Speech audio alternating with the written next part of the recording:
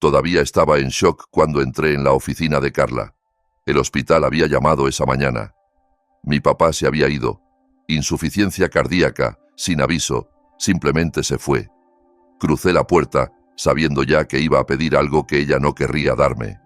Carla estaba sentada detrás de su enorme escritorio como siempre, tecleando como si el teclado le debiera dinero.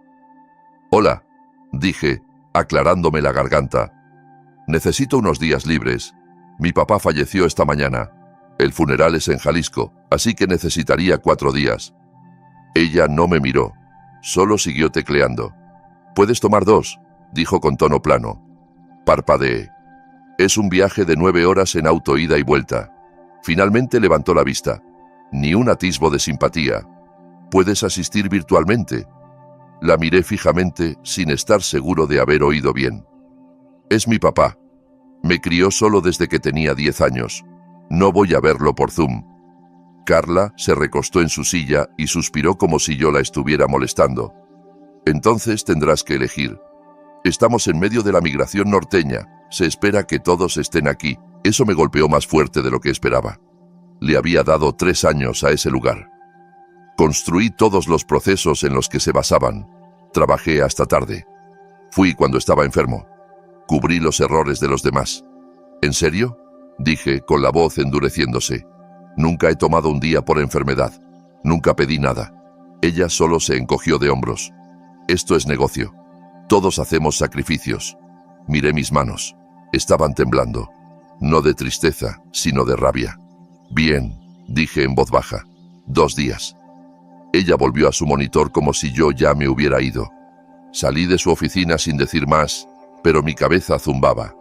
Mi pecho se sentía apretado. Avancé por el pasillo hacia mi escritorio, pasando por los mismos cubículos grises en los que había pasado más de 1000 días. Y fue entonces cuando algo en mí se rompió. No con ruido. No dramáticamente, solo de manera definitiva. No quise mirar atrás, pero lo hice. Me giré y observé ese pasillo como si lo viera por primera vez. Las sonrisas falsas, los ojos medio muertos, los carteles sobre trabajo en equipo que se despegaban de las paredes. Seguí caminando, pero no de vuelta a mi escritorio, directo hacia la salida. Me senté en mi auto un rato antes de entrar. Las luces del estacionamiento zumbaban arriba como si intentaran recordarme que aún tenía una elección, pero no la tenía, no realmente. Ya sabía lo que iba a hacer. Dentro de mi apartamento todo estaba quieto. Solté mi bolso, me quité los zapatos y me quedé allí en la oscuridad. El reloj de la estufa marcaba las 11:47 de la noche. Ni siquiera me senté de inmediato. Solo caminé a mi habitación, me acosté de espaldas y miré el techo como si pudiera decirme qué demonios acababa de pasar. Papá se había ido, y ni una sola persona de esa oficina estaría allí cuando lo enterráramos. A las 2:30 de la madrugada, me levanté y abrí mi laptop. Inicié sesión remota. Lo había hecho cientos de veces antes, durante vacaciones, fines de semana, noches en que otros eran demasiado perezosos para arreglar sus propios desastres. Pero esta vez era diferente. Fui directo a mis carpetas, no al basura de la empresa. No toqué datos de clientes ni archivos de proyectos que no fueran míos. Tenía mi propio arsenal, cosas que había construido desde cero solo para mantener la máquina funcionando cuando a nadie más le importaba. Manuales de integración, hojas de resolución de problemas específicas para clientes, estructuras de llamadas API que documenté yo mismo porque nadie más sabía cómo funcionaban. Notas de intentos fallidos, versiones corregidas, fragmentos de código limpios, copias de seguridad de configuraciones. La mayor parte la creé en mi tiempo libre. El resto, cubriendo huecos que nadie más se molestaba en llenar. Y ahora lo estaba recuperando. Mientras trabajaba, recordé a Carla diciéndome que tenía que elegir. Sí, elegí. Empecé a comprimir archivos, encriptar carpetas, ejecutar algunos scripts de verificación. Mis dedos se movían por memoria muscular, pero mi mente estaba en otra parte. Pensé en papá en el garaje, mostrándome cómo usar un taladro correctamente. Si vas a construir algo, decía, constrúyelo como si tuviera que durarte toda la vida. Eso es lo que había hecho en el trabajo, y ninguno de ellos lo valoraba. Para las 6 de la mañana, había borrado todas las versiones de los drives compartidos. Desaparecidas, eliminadas del sistema, reemplazadas por un solo archivo de texto. Documentación eliminada por el autor original. No hay copias de seguridad disponibles. Luego abrí un nuevo correo. Asunto: renuncia formal. Efectiva inmediatamente, sin discursos largos, sin gracias por la oportunidad. Solo 2 párrafos cortos. Adjunté la carta de renuncia, presioné enviar, cerré la laptop y preparé mi maleta. Ni siquiera miré mi teléfono. Empezó a vibrar alrededor de las 6:30, probablemente el equipo de la mañana anotando los archivos faltantes. Lo apagué. A las 8:10 estaba en el aeropuerto, en la fila, con capucha puesta, mochila al hombro, boleto a Guadalajara en el bolsillo. La agente de la puerta apenas me miró. No me importó. Por primera vez en 3 años, sentía que no estaba fingiendo. Mientras embarcaba, alguien detrás en la fila se quejaba de su asiento asignado. Quise darme vuelta y decir: al menos tu papá aún respira. Pero no lo hice. Solo seguí caminando. Asiento del medio, fila apretada, sin espacio para las piernas. No importaba. Iba a casa. Miré por la ventana mientras despegábamos, sin pensar en el trabajo, ni en Carla, ni en Héctor, ni en ninguno de ellos. Mi mente estaba en la capilla de Chapala. La lata de café donde papá guardaba tornillos, el olor a barniz para madera, la forma en que silbaba mientras trabajaba, como si el mundo fuera un poco menos roto si te mantenías ocupado. No tenía idea de qué me esperaba allá, pero no tenía miedo. Aterrizamos justo después de las 2 de la tarde. En cuanto las ruedas tocaron la pista, encendí mi teléfono. Se iluminó como un árbol de Navidad. 19 llamadas perdidas, la mayoría de Héctor y Carla. Los mensajes de voz empezaron a entrar antes de que cargara la pantalla de bloqueo. Reproduce el primero. Hola, soy Héctor. Notamos que faltan algunos archivos. ¿Puedes llamarme cuando aterrices? El segundo. Carla, con tono cortante. Estamos escalando esto internamente. Si fue accidental, acláralo inmediatamente. El tercero. Oro puro. Como otra vez. Esto no es como los profesionales manejan las cosas. Resoplé y guardé el teléfono en el bolsillo. Era irónico viniendo de un tipo que una vez olvidó decirle a un cliente que su contrato se renovaba automáticamente al doble de la tarifa. Recogí mi auto rentado, un Ford Focus azul polvoriento que olía a comida rápida y tristeza, y conduje al sur, hacia Chapala. Cuanto más me alejaba de la ciudad, más fácil era respirar. La casa de papá era justo como la recordaba. De ladrillo bajo, techo inclinado, luz del porche que parpadeaba cuando el viento la golpeaba. Entré y me golpeó el olor a aserrín, libros viejos y café negro. Como si el tiempo no la hubiera tocado. Sus botas aún estaban junto a la puerta. Una taza en el mostrador de la cocina, medio llena, como si solo hubiera salido un momento. Me quedé allí, mano en el marco de la puerta, inhalándolo todo. Esa noche, me quedé despierto en el garaje, sentado en el banco de trabajo mientras el calentador zumbaba en la esquina. Empecé a revolver cajones viejos, pinzas, cinceles, destornilladores diminutos. En el gabinete inferior encontré una lata de metal llena de tarjetas de béisbol, atadas con bandas de goma en grupos, justo como él las guardaba. Nunca coleccionaba por dinero. Decía que las estadísticas contaban mejores historias que las caras. Mi teléfono vibró de nuevo. Ni siquiera lo miré. Ahora eran correos. El primero de Carla. Asunto: acceso urgente a documentación requerido, disrupción en clientes. El segundo: seguimiento necesario, migración incompleta. El tercero llegó de Héctor horas después. ¿Podemos programar una llamada rápida mañana? Quiero discutir tu situación y los planes del funeral de tu padre. Gracioso como de repente aprendieron su nombre. Hice clic en responder. Tecleé: mañana a las 2 de la tarde, hora del este funciona. Enviaré la invitación, sin firma, sin emoción, solo negocio. Lo programé exactamente a las 2 de la tarde, justo en el corazón de su deadline para la migración norteña. Sabía lo que esa hora significaba para ellos. Cerré la laptop y miré alrededor. Todo el garaje estaba quieto, excepto por el suave zumbido del calentador y el ocasional crujido de las vigas viejas. Se sentía más vivo que cualquier oficina en la que hubiera trabajado. Me recosté en la vieja silla de papá, puse los pies sobre el banco de trabajo y vi mi teléfono vibrar de nuevo. Estaban en pánico. Bien, ahora podían sentir lo que era perder a la única persona que mantenía todo unido. A la mañana siguiente preparé una olla de café en la taza astillada de señor arregla todo de papá y puse mi laptop en la mesa de la cocina. La misma mesa donde comía tostadas antes de la escuela. La misma vista del patio trasero donde papá me enseñó a cortar el césped en líneas rectas. Exactamente a la 1:59 de la tarde, hice clic en el enlace de la reunión. La cara de Héctor apareció primero, ojos enrojecidos, cuello torcido como si no hubiera dormido. Carla se unió después, cabello recogido, apretado como siempre, boca ya tensa. Luego vino una tercera ventana, una mujer con gafas que gritaba «legal» por todos lados. Primero, Héctor dijo con voz lenta y ensayada: «Lamentamos mucho lo de tu padre». No respondí. Él esperó. Luego miró a Carla. Ella intervino. «Necesitamos acceso a tu documentación. La migración se está desmoronando sin ella». Incliné la cabeza. «¿Mi documentación? ¿La construiste en tiempo de la empresa?» La mujer legal intervino. «Se considera producto de trabajo». Reí una vez, corto y frío. ¿Te refieres a los scripts que hice después de horas? ¿Las guías que creé porque nadie aprobó un presupuesto de capacitación? ¿Las notas que escribí solo para no ser culpado cuando Héctor olvidaba una reunión? Eso no cambia que sea propiedad intelectual interna. No, dije. No contiene datos de clientes, código fuente ni IP interna. Son herramientas.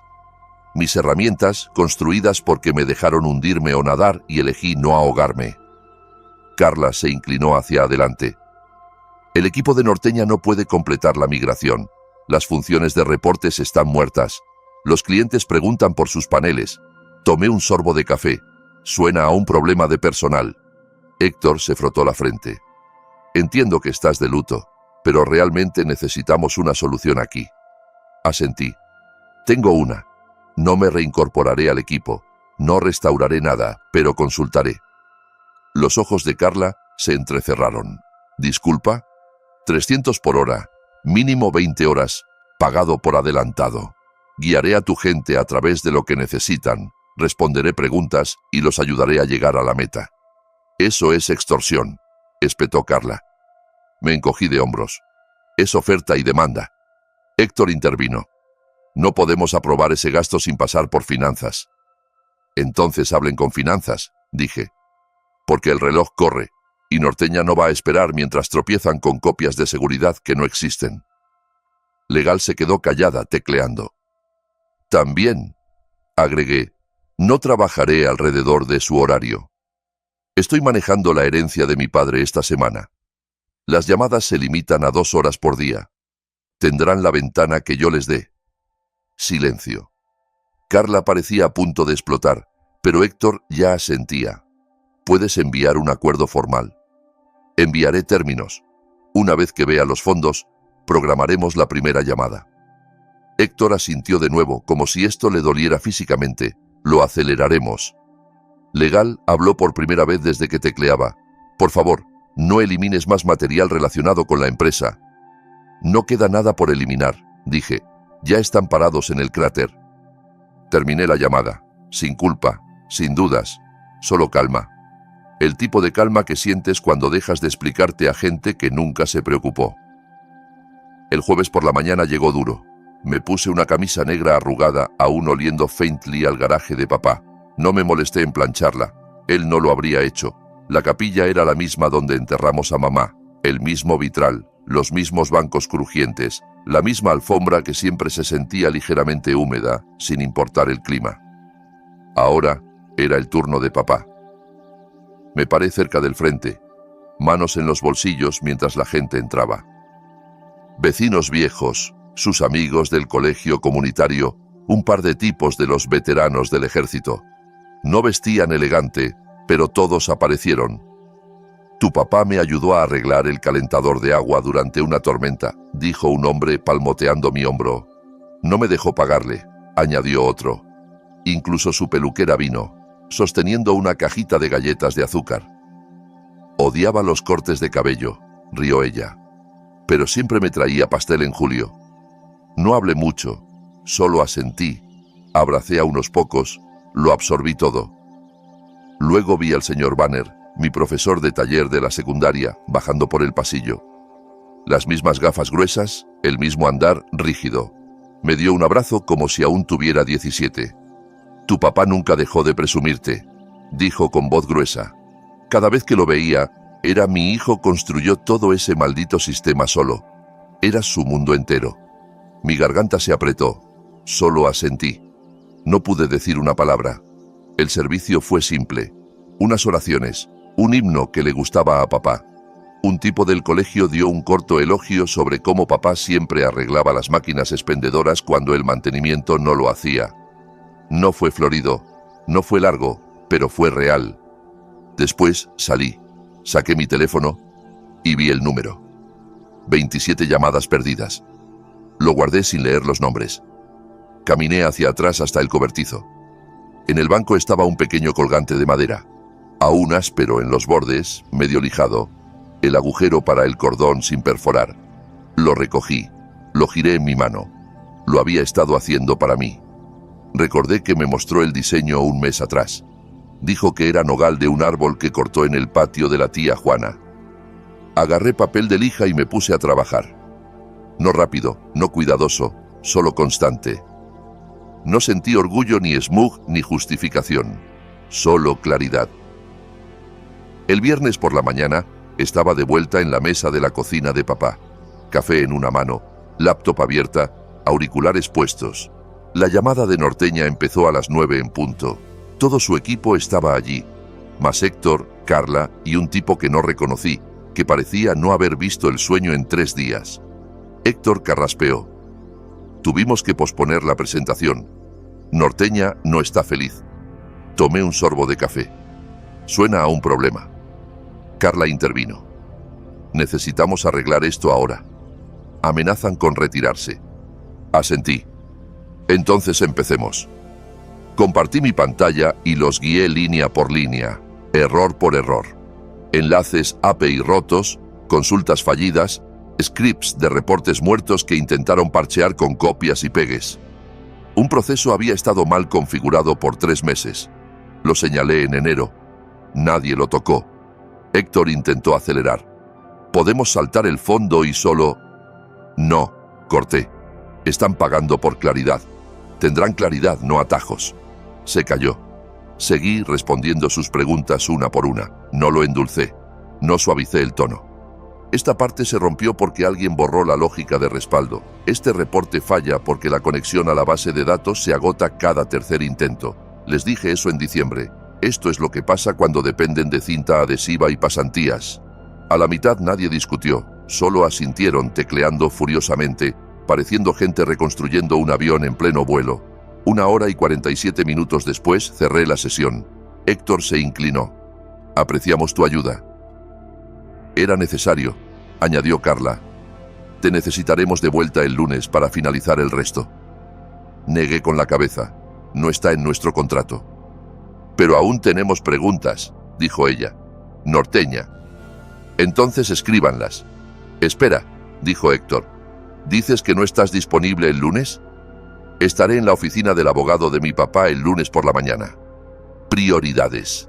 Ambos parecieron aturdidos, como si olvidaran que todo esto pasaba porque no pudieron darme 4 malditos días en primer lugar. Carla intentó salvarlo.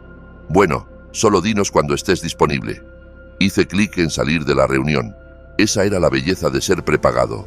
No les debía ni un segundo más. El martes por la tarde, inicié sesión en lo que se suponía era la llamada final. Sin saludos, sin charla. Solo sus caras mirándome como si acabaran de salir de un accidente. Héctor parecía destrozado. Cabello despeinado, corbata floja, voz baja. La demo salió mal. Norteña está furiosa. Carla ni lo ocultó. Nos dan 2 semanas más para arreglarlo. Después se van. Asentí una vez. Entendido. Revisamos el último lote de preguntas, ajustes de scripts, problemas de sincronización de datos, un reporte que de alguna forma seguía tirando cifras de marzo para cada mes. Mantuve mi tono nivelado, calmado, claro, profesional. Preguntaban, yo respondía, nada más. Al final, Héctor miró fuera de pantalla, luego a mí. Antes de terminar, hay una cosa más. Aquí viene, carraspeó. Hemos hablado internamente y queremos hacerte una oferta. Una real. Carla intervino antes de que respondiera. Nivel de director, remoto. Supervisarías tu propio equipo. Contrataríamos 3 bajo ti para empezar. Reportarías directamente a Héctor. Y vaciló. Aumento del 50%. También, añadió Héctor, estarías en las llamadas de planificación ejecutiva de ahora en adelante. Un asiento completo en la mesa. La línea se quedó en silencio. Podía oír mi propio latido. No porque estuviera nervioso, solo molesto porque tardara tanto. Los miré a ambos. Sus caras lo decían todo. Esto no era gratitud, era desesperación. Me recosté en la silla. No me lo ofrecen porque lo merezca. Me lo ofrecen porque tienen miedo. Héctor intentó protestar. Eso no... Levanté una mano. No. Tuvieron 3 años. Fui útil todo el tiempo, pero nunca me trataron como valioso hasta que todo explotó. Carla miró abajo, callada. Enterré a mi padre la semana pasada, dije. Y su primera reacción fue exigir acceso a mi trabajo, no preguntar si estaba bien. ¿Ahora quieren ascenderme? Héctor exhaló lento. Estamos tratando de hacer lo correcto por ti ahora.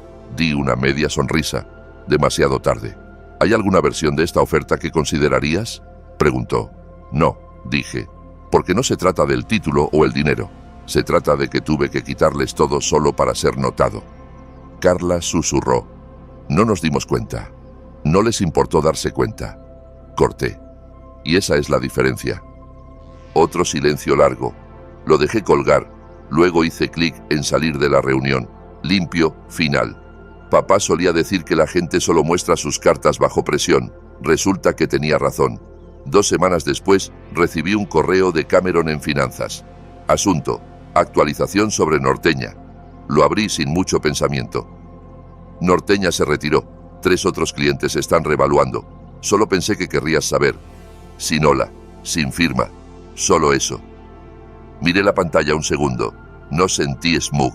No sentí lástima tampoco, solo que era justo. Habían apostado a fingir que era reemplazable. Y ahora llegaba la cuenta. 1 mes después me uní a una firma más pequeña en Querétaro. 10 personas en total, sin capas de burocracia. En la segunda llamada, el CEO preguntó: ¿Cómo estás sobrellevando la pérdida de tu papá? No. ¿Qué puedes hacer por nosotros? No. ¿Cuán rápido puedes empezar? Solo eso. Tomé mi tiempo en la incorporación. Me dijeron: familia primero. El trabajo viene segundo o arruinará a ambos. Se sintió como respirar aire fresco después de años inhalando polvo. 6 meses pasaron. Estaba asentado, durmiendo noches completas al fin.